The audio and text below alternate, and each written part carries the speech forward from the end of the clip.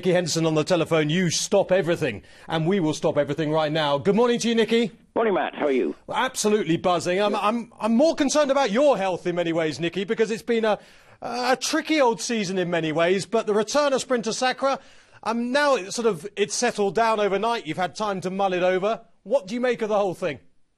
Well, first of all, and most importantly, he's fine this morning. He's just been out, and he looked very perky, probably perkier than everybody else. But no, very good. He was great. He trotted up as, very bouncy and full of it, really. I think, you could safely say he probably enjoyed himself. Anyway, he's sound and his legs are good, and he ate up and he did all the right things. So, we're no damage done anyway, which is always a relief. And I think, everybody here certainly has taken, it was great to see him out, and everybody's been pleased with what he did. Nicky, can I ask you basically the 2 or 3 questions that the sort of email machine here at the races went berserk with after the run yesterday?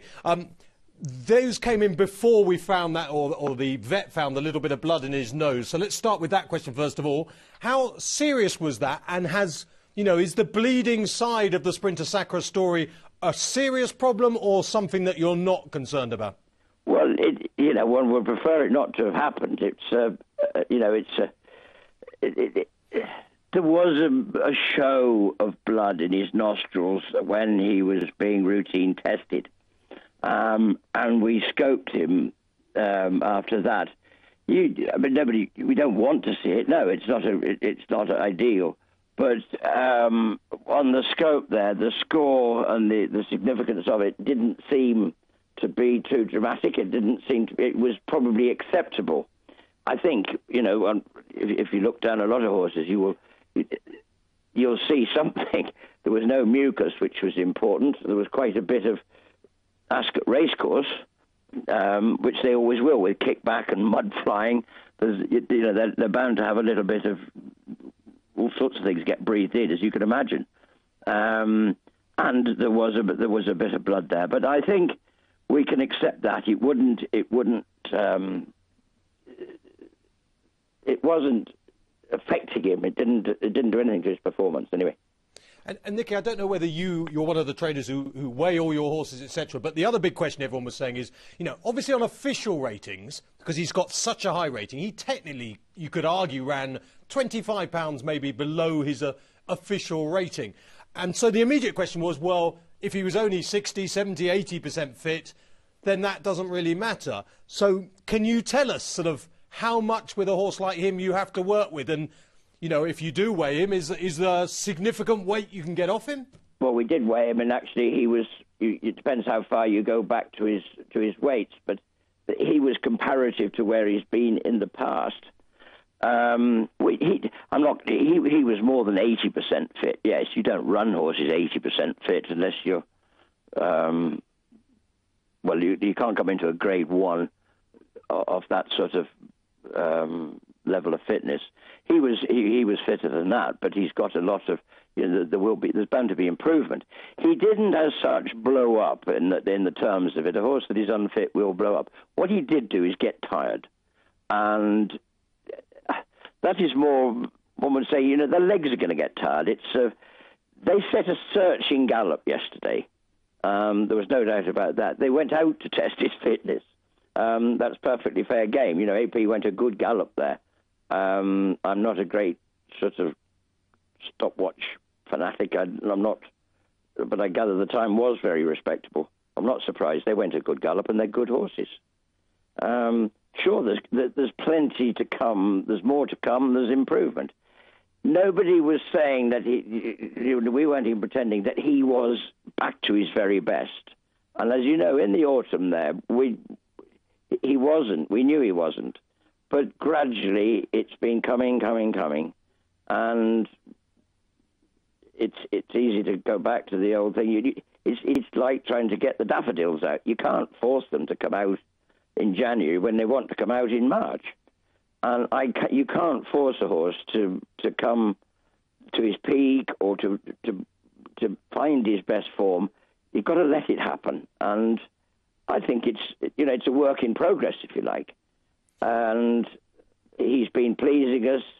Nico, as you know, rides him every day. He knows him backwards, and I can even tell from his body language what he's feeling. And November, even early December, it wasn't there, but it's gradually progressed. Newbury was a huge step forward, and I think yesterday was another one. And Nicky, the way he went down to the start, he reminded me a little bit of racing fans looking forward to the Cheltenham Festival. He didn't seem as if he could get down to the start sort of quick enough, and he was sweating up a bit. So clearly he was fresh, which we all could have expected, and he was probably held up a little further away than he would be in a champion chase, for instance. Because of that freshness, would you, rather than have another run before Cheltenham, would you perhaps take him to a racecourse and try and get rid of that, a bit more of that freshness? Well, you could, yeah. I mean, bear in mind, there is no other race he can run in between now and the festival except for Newbury, and you're hardly going to go to Newbury in 3 weeks' time. That would be suicide. You could go to a racecourse. I don't particularly think he needs to, but certainly we do take quite a lot of the Cheltenham horses that are now, that are not going to run again before the festival. There will be quite a few to go to a racecourse. I wouldn't rule it out, but I certainly wouldn't rule it in at the moment. What we're definitely going to do is he'll have a quiet week, 10 days probably, and then we'll start the build-up. That's why the timing of yesterday was perfect for us. Yeah. We've got lots of time to... he's had a fairly intensive build-up, and that's why I say he was much fitter than 80%, I can promise you that. He was probably nearer 90. But, as I say, he just got tired, and... we all feel that's perfectly acceptable. Going that gallop in that ground in your first race for... Did he have a race at Kempton last year? No, he didn't. He only went for a mile. So he hasn't had a race since Punchestown the year before last. So summing up your thoughts about the whole thing, in some ways I imagine you're just hugely relieved to see him on a racecourse. Up to 2 out, I imagine you were... enjoying the experience. When you got home last night and you sat down in the office and you watched the VT once again, probably, or whatever you do, Nicky, how did you end up feeling about the whole thing? Realistically, very satisfied, and just like I think everybody, pleased to see him back. There was, as you rightly say, that moment turning in when you just thought, grief, he is going to, but a miracle is going to happen. It would have been one. It would. I know it's what we all wanted. It would have been fantastic. And the crowd and the people there were... it's nice to see that a horse like this is appreciated because, he had that aura about him those 2 years when he was unbeaten. And it's great for racing, I think, I hope. And...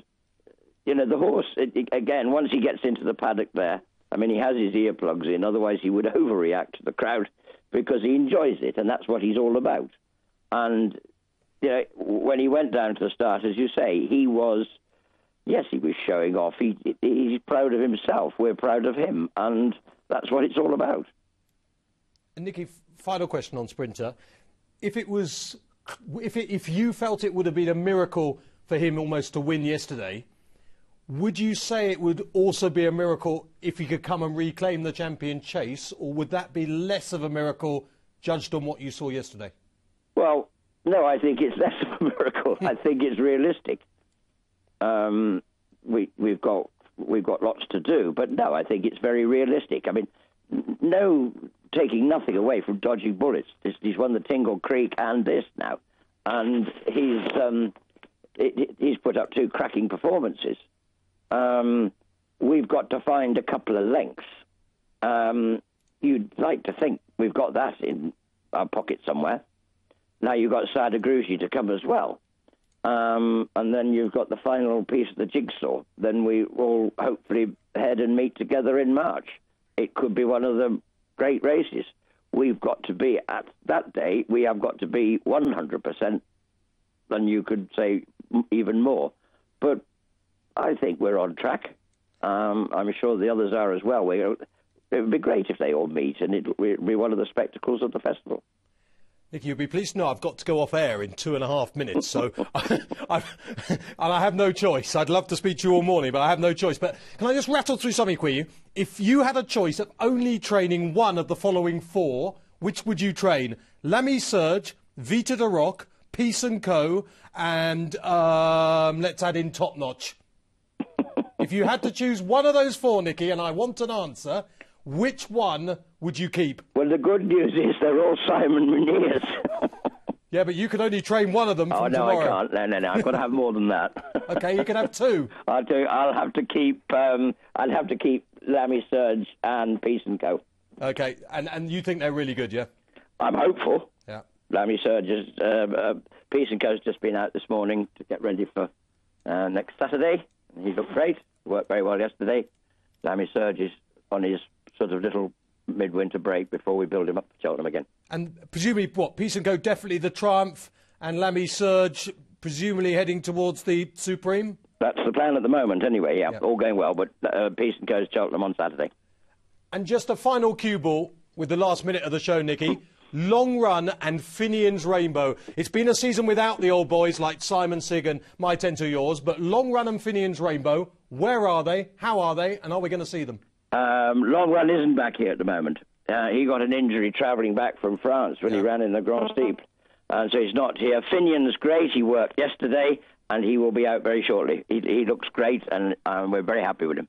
Nicky, tremendous stuff this morning. We can't thank you enough for spending so much time with us. Really appreciate it. All right, Matt. Thank you. Superb.